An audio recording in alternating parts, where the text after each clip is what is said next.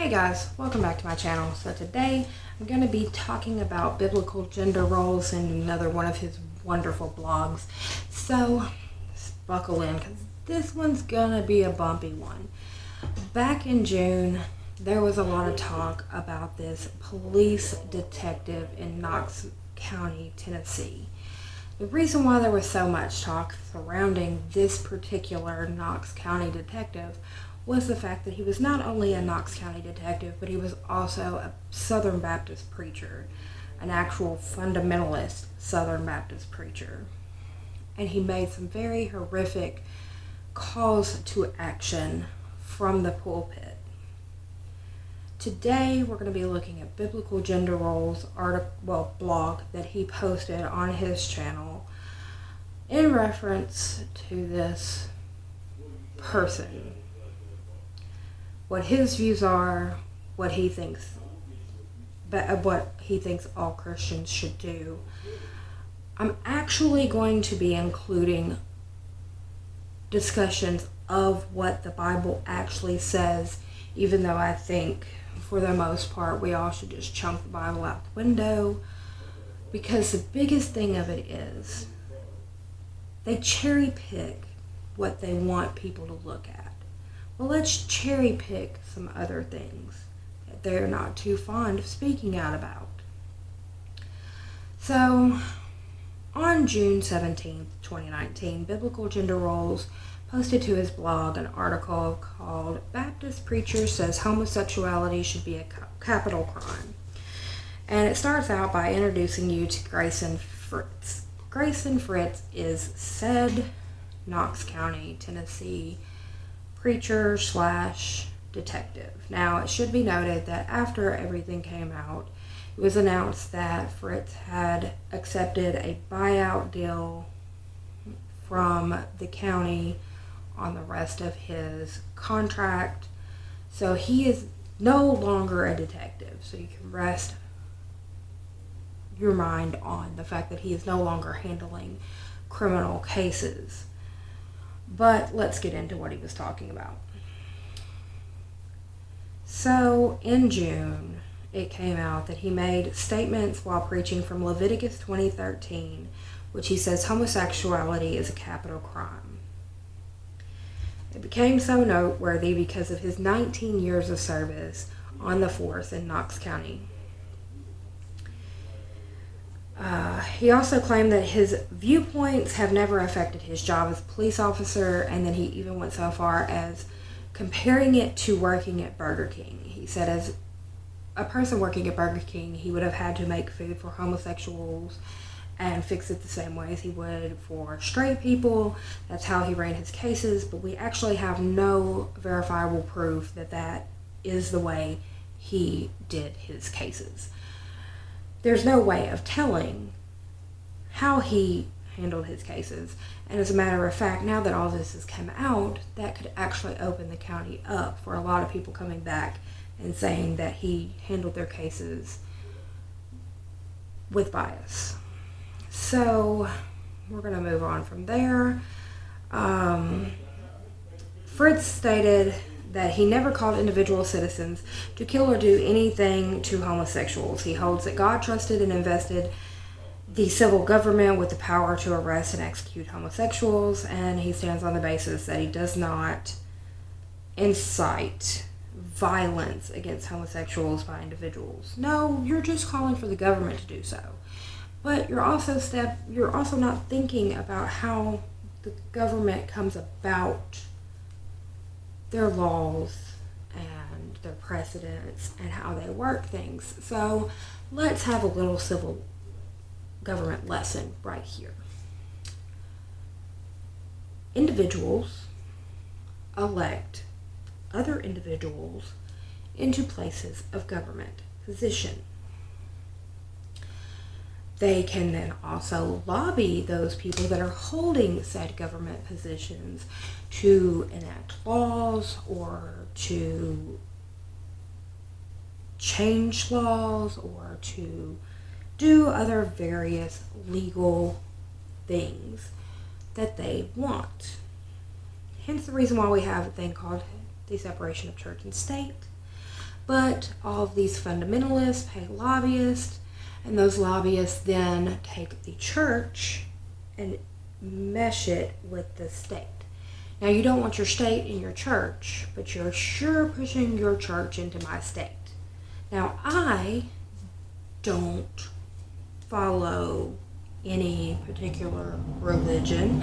I don't follow by these Christian beliefs. I'm not one of these people that are going to bow down to a book written by men centuries ago that is biased to men and that says that I as a woman should only aspire to being a housewife, a servant, pretty much a slave, and should bow to every need, want, and desire of my said husband, and if I'm not married, to my father. That is not how I'm going to live my life. My greatest aspiration is to be a mother. Yes, motherhood is great. I am a mother and I love being a mother, but also I have other aspirations in life. And I've also fulfilled those aspirations and feel quite good about myself. Thank you very much. So you don't want your state in your church, but you want to impose your church on me via the state. No, thank you. Please get your damn church out of my state. So, let's see what he's talking about. Okay, so I have a Bible left over from when I did go to church and believed. So looking at Leviticus 20:13, if a man has sexual relations with a man, as one does with a woman, both of them have done what is detestable. They are to be put to death. Their blood will be on their own heads. So yes, it's calling for the death of homosexuals. But let's back up a couple of verses. That's not the very first verse that starts calling for somebody's death. Let's go back to verse 10. So 3 verses back. If a man commits adultery with another man's wife, and it gives the example of the wife of a neighbor, both adulterer and the adulteress are to be put to death. So, hey, all you cheaters out there, get ready. Fritz is coming for you. Then let's go on down to verse 11. If a man has sexual relations with his father's wife, he has dishonored his father. Both the man and the woman are to be put to death. Their blood will be on their own heads. So say, you as a man have sex with your stepmother. Both of y'all are to be put to death. If a man has sexual relations with his daughter-in-law, both of them are to be put to death. What they have done is a perversion. Their blood will be on their own heads. There's even if a man, down in 15, if a man has sexual relations with an animal, he is to be put to death, and you must kill the animal. So they're both to be put to death.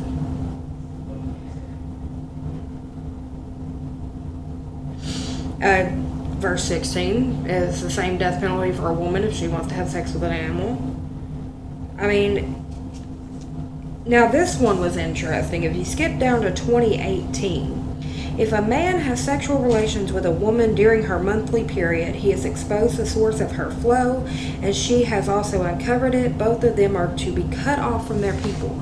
So they're calling for death for adulterers, for men who have sex with their stepmothers, for father-in-laws who have sex with their daughter-in-laws, for people who have sex with animals, and hell, if you have sex with your wife while she's on her period, y'all get kicked out of society. Watch out, people. Fritz is coming for you. I mean, if you're wanting to be so damn literal with all of this, if you want to be so damn literal with all of this, follow all of them. But you can't, because that would be hypocrisy, because there's so many of these just fundamental Christians that are committing adultery, that are just doing all of these things that are listed here in your fancy little Bible that would put you to death. So you don't want to go all that way. You just want to cherry pick the ones that you want to cherry pick. And since you're against homosexuals, boom, there you got a verse for it. So some Christians were speaking out against Fritz all over social media talking about how detestable he was and how offensive it was and how they just could not believe that he would speak out like this, and this was just reprehensible. But, you know, hey, I'm covering biblical gender roles today. So where do you think he follows? Biblical gender roles wants those Christians to reconsider their stances on Fritz's speech and what he was saying. Because then he cites Psalm 139, 21 through 22. So that says, "Do I not hate those who hate you, Lord, and abhor those who are in rebellion against you? I have nothing but hatred for them. I count them as enemies." Well, isn't that just right against every single thing that religion swears that it's about? Aren't you supposed to love thy neighbor and turn the other cheek and all that? But then you have a verse that says that you hate. So that's an indirect contradiction of the things that you teach. And then when people say that there are so many contradictions in the Bible, the first thing fundamental Christians want to say is, "Well, where?" So, of course, this is a biblical gender roles blog, and he likes to break things down in subtitles. So his first subtitle is "God both hates and loves sinners." And I don't know what is up with biblical gender roles, but he has problems with like everybody but himself. And apparently he has some disagreements with this other person named John Piper, but he agrees with him on this one subject. And John Piper wrote a sermon called "God Loves the Sinner but Hates the Sin?" And apparently Biblical Gender Roles loves this and borrowed it, and so that is what we're going to be talking about next. And he cites some Bible verses, so we're going to go through those. The first thing he says is God does hate sinners. And he quotes Psalm 5:4. "You are not a God who delights in wickedness. Evil may not dwell with you. The boastful shall not stand before your eyes. You hate all evil doers." Okay, now that is saying God. But that's not saying the Christians that follow God. So, you know, that goes back to the whole "ye shall not judge" thing that y'all are not supposed to be doing. But moving on. Then he also goes on to quote Psalm 11:5. "The Lord tests the righteous, but his soul hates the wicked and the one who loves violence." So he's like going on and on about God hating sinners. Okay, gotcha, boo-boo. Alright, we don't need to keep on. And it says that it is just not true to give the impression that God doesn't hate sinners by saying he loves the sinner and hates the sin. He does hate sinners. His wrath is real. It is not something he pours out on people he approves of. But here's the other contradiction, okay? That's speaking out of both sides of your mouth. So over here you're saying, oh, well, he hates the sinner and the sin. But then on this side you're saying, oh, you want to kiss my ass now because you have repented, so you're kissing God's ass now. Oh, I love you. You can do no wrong. You can come to heaven and live in a mansion. Over here, though, while you weren't kissing my ass, you were, lower than low, and I hate you. Oh, but you're kissing my ass now, so, you're okay. Why? Why is this? Why are there so many contradictions? And that is because this whole Bible is full of them. Nobody can make up their mind on what is actually true. He goes on to say infinite disapproval equals God's hate of sinners, and then biblical gender roles rolls right in with his, we are taught in American culture that all forms of hate are bad and all forms of love are good. The Bible, however, teaches something very different. The Bible teaches that hate is sometimes holy and love is sometimes vile.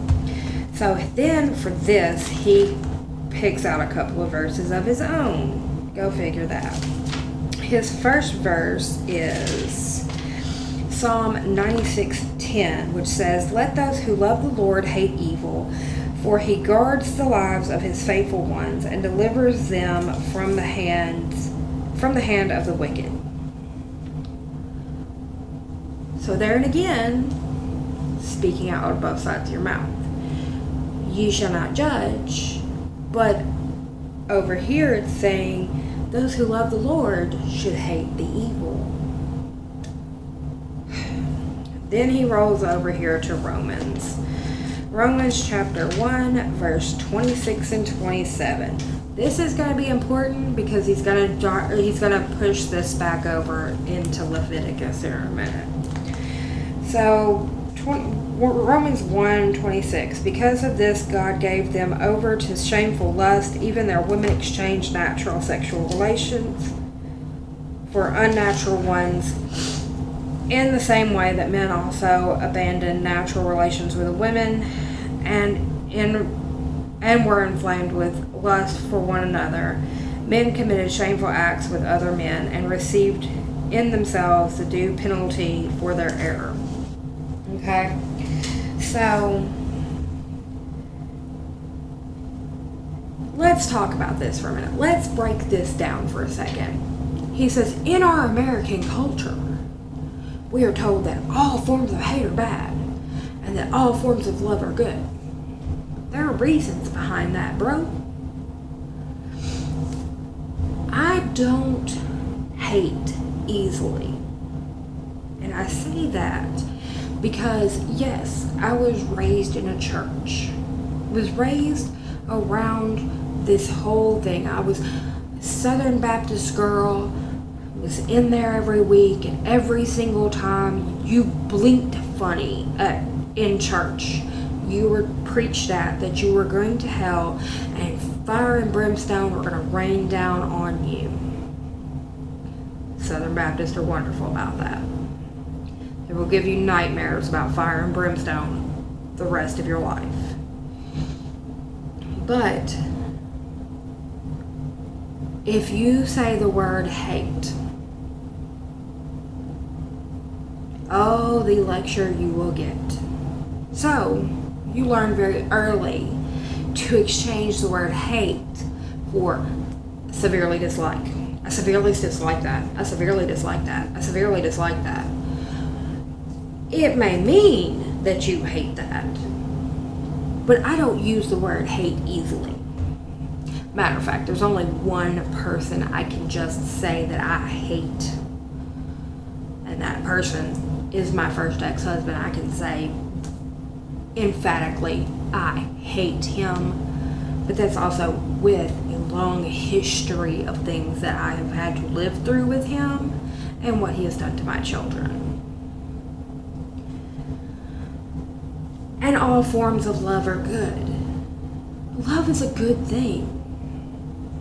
Why do people try to turn love bad? Because it's not the love that you think it should be?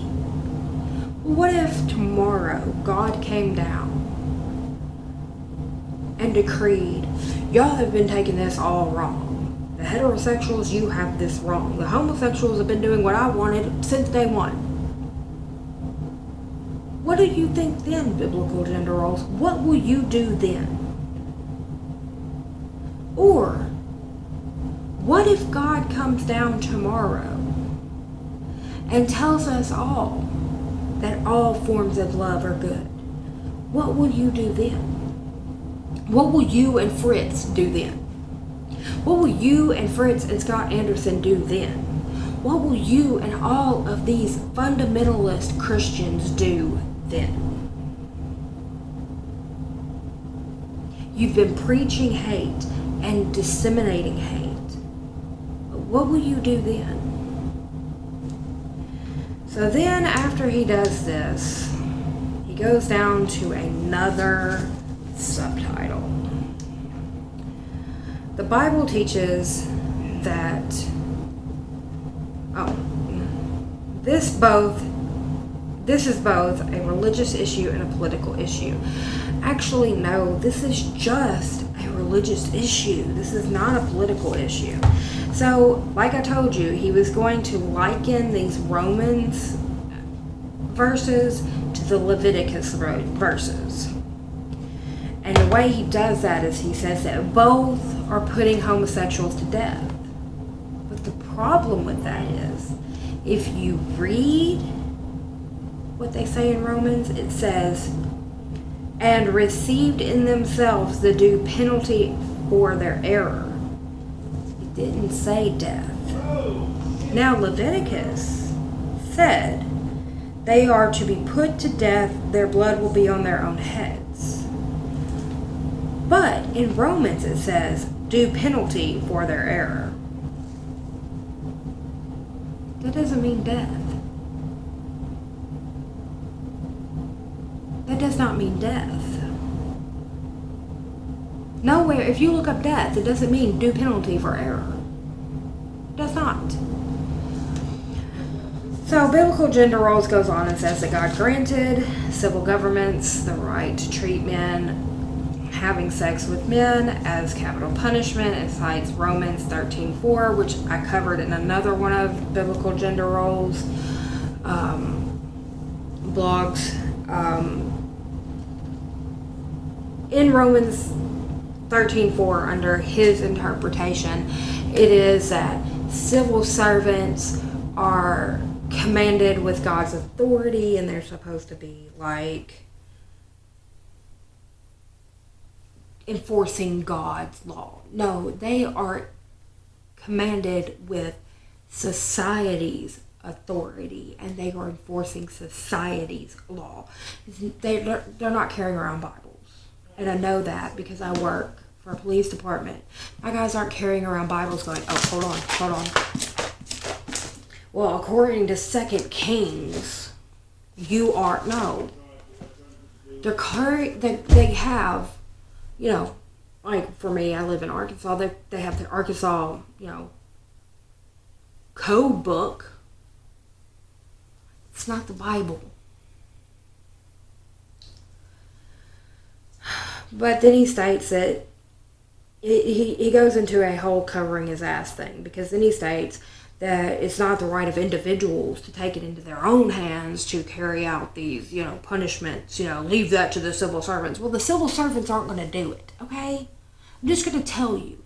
And, hey, don't want to break your bubble there, buddy, but some of the cops that are out here on forces, you know, some of the people that are in the Army or the Marines or the Air Force or the National Guard, some of the people that are in Congress and Senate, guess what?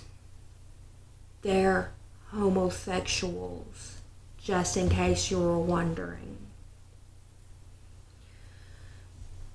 So he keeps on going, but then he starts talking, like he's starting to wind up. So he gets to the part with Fritz, and he was like, you know, I understand where he's coming from, but I only partially agree with him. And that kind of caught my eye, because I was like, hold up. This whole way you've been defending everything he said, but you only partially agree with him? And this is what he said. I understand where this pastor was coming from, and I partially agree with him. If we are talking about male homosexuals, then I 100% agree with the government has the right to make homosexuality a capital crime for men. If we are talking about female homosexuals, then I would support criminalization for female homosexuality short of capital punishment. That is hypocrisy at its finest. That is literally a double standard. So if it's two men, you want to kill them outright. No questions asked, kill them. But if it's two females, you want to punish them, but you don't want to kill them. So what's the reasoning behind that? Is it because secretly, while you're typing up your nice little hate speech here, is that the kind of porn you like to watch?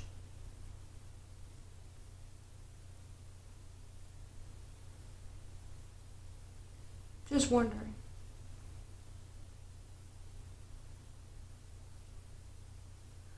So then he moves on into his conclusion, where he defends the pastor's right to preach on any topic and preach hate speech from the pulpit. And how he winds this up really gets me, and this is where I'm going to end this at. He winds this up with, but the same people, because he's talking about people wanting to criminalize what this man said from the pulpit. But these same people do not realize that if this man were to be led away in handcuffs for what he stated from his pulpit, that this would probably ignite a second American Civil War, just as there are a few other issues that would as well, like gun confiscation. So be careful for what you wish for, criminalizing pastors preaching against homosexuality, because you may just reap the consequences of what you sow. Let me explain something to you. There are not enough of you fundamentalists in America to kick off a second civil war. There are enough just Christians, like mainstream Christians, to stomp you down.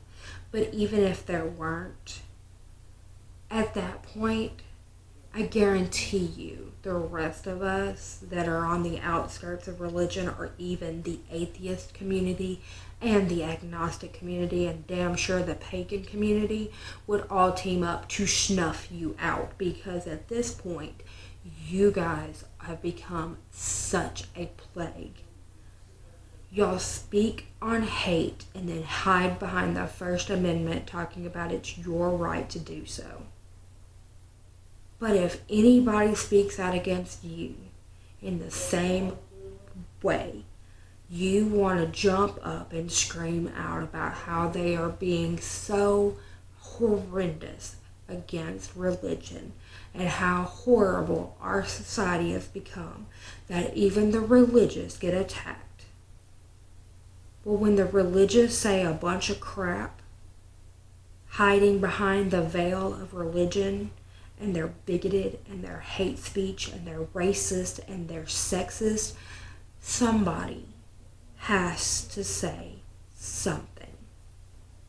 And I'm not going to stand by quietly, and I'm not going to be some little meek and mild person sitting around on the edges going, oh, someone please come save me. No, I'm going to stand up, and I'm going to say, this is not right. You do not have the right to say these things.